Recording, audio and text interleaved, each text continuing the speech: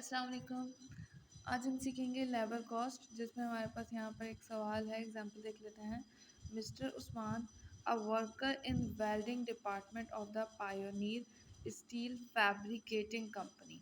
ठीक है, एक मिस्टर उस्मान हैं जो कि वर्कर हैं वेल्डिंग डिपार्टमेंट में, यानी कि आपके पास पायोनियर स्टील फैब्रिकेटिंग कंपनी है जहाँ पर वो वेल्डिंग डिपार्टमेंट में काम करते हैं। कौन? मिस्टर उस्मान वर्कर है। ठीक है,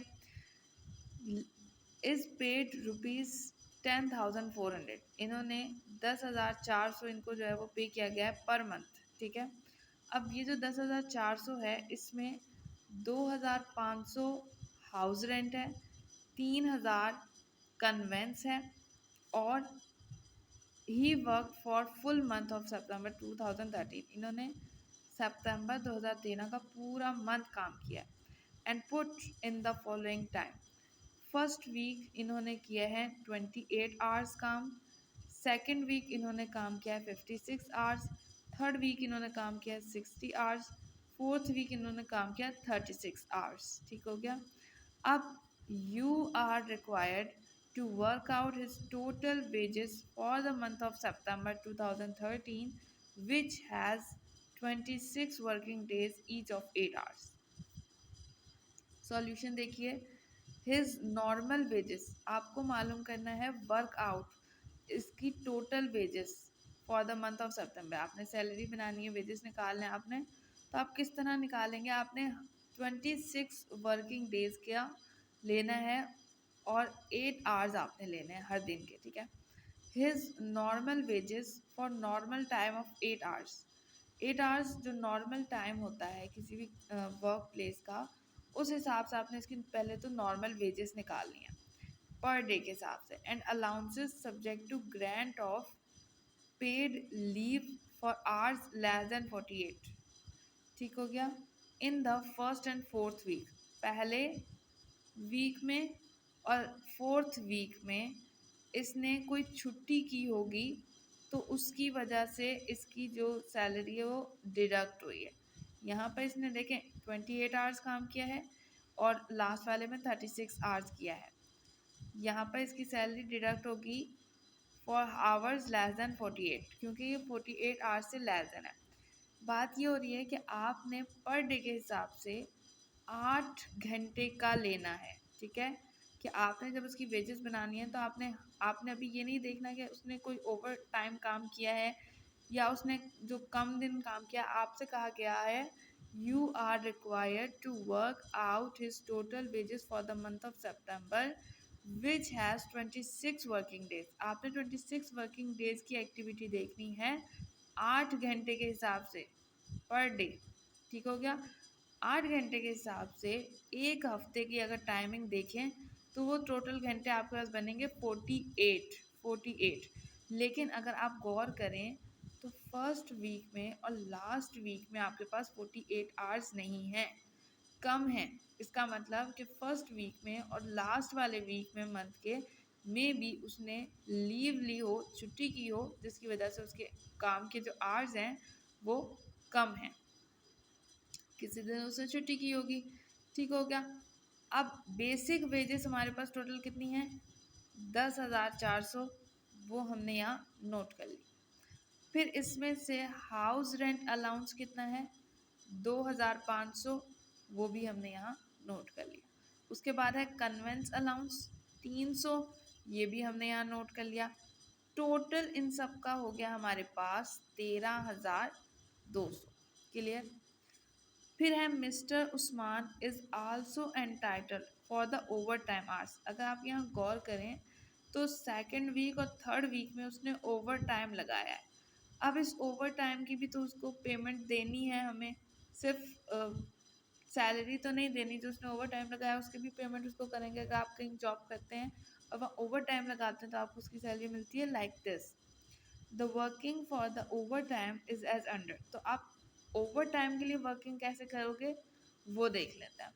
आपने ओवर टाइम वर्किंग वीक लिखा, फिर आवर्स वर्कड, कितने आवर्स आपने वर्क किया है, नॉर्मल आवर्स कितना काम किया है, excess hours at double rate. ठीक हो गया।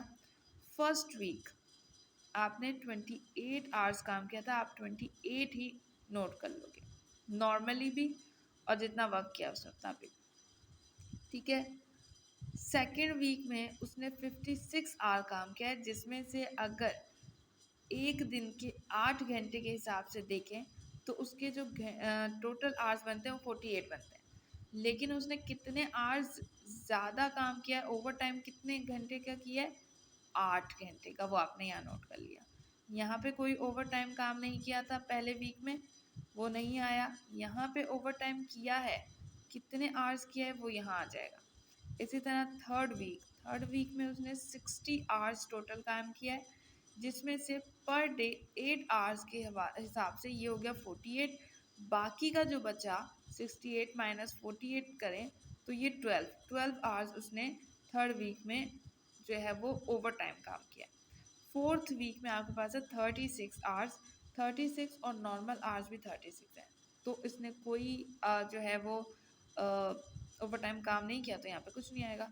इन सब का टोटल ये आ गया, इन सब का टोटल ये आ गया और इसका टोटल ये 20 आवर्स आ गया। यानी 20 आवर्स जो है वो यहाँ पर ओवर टाइम वर्क हुआ है। रेट ऑफ ओवर टाइम पे आवर्स को आप मल्टीप्लाई कर दोगे रेट से, ठीक है।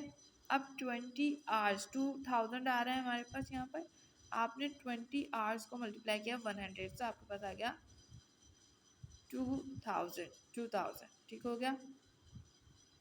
Calculation of over time rate, basic wages कितनी थी हमारे पास 10,400। एवरेज डेली वेजेस कैसे निकालोगे आप, 10,400 को एवरेज डेली, हमने 26 डेज की बात की थी ना, 26 से इसको डिवाइड कर देंगे तो हमारे पास आ जाएगी एवरेज डेली वेजेस का एवरेज हमने निकाल लिया 400।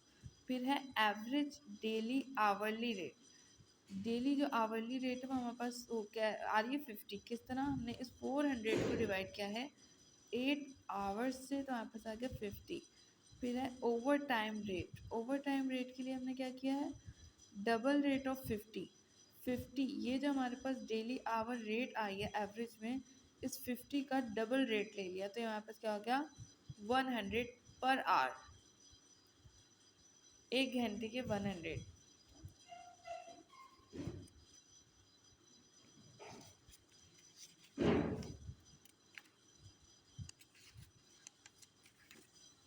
उसके बाद है 1/2 ऑफ ओवर टाइम पे represents normal wages for the total overtime hours and the other half represents overtime premium. Total wages of Mr. Usman सितंबर 2013 में नॉर्मल वेजेस कितनी थी 13,200। ओवर टाइम जो उसने लगाया वो कितना है 2,000।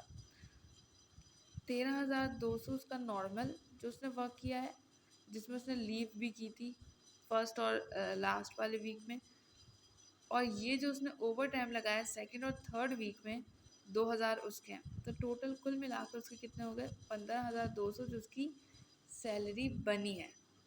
ये हमने निकाल लिया